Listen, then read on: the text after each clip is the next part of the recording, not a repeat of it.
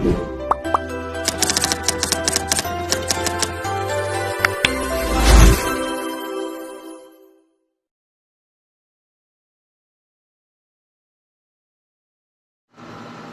everyone, today I'll talk about arithmetic sequence. So what is arithmetic sequence? Arithmetic sequence is a sequence in which each term after the first is formed by adding fixed number to the preceding term. The formula of arithmetic sequence is a sub n equals a sub 1, n minus 1, and d. So a sub 1 is the first term, while n is the number of the terms, and d is the common difference. And let's look at the examples. 4, 11, 18, 25.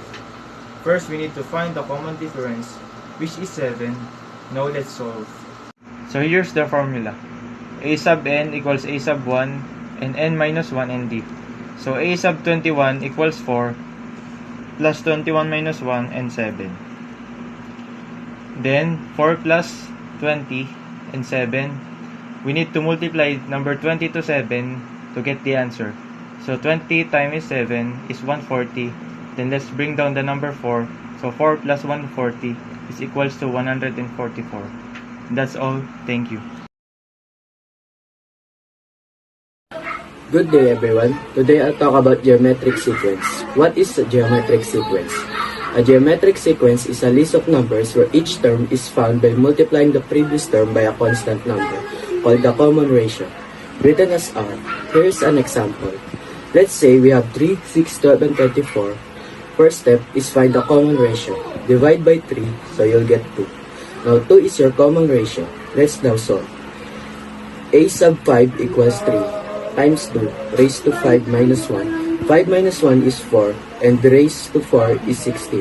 Then 3 times 16 is 48. So the final answer is 48.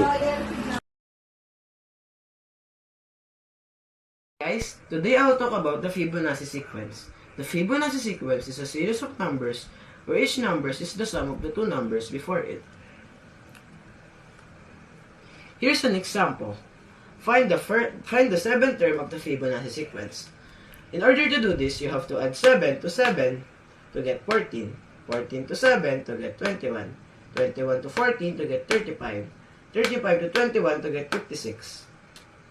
And then, so, to get the seventh term to this, you have to add 56 to 35, which is 91. So the answer to this question is 91.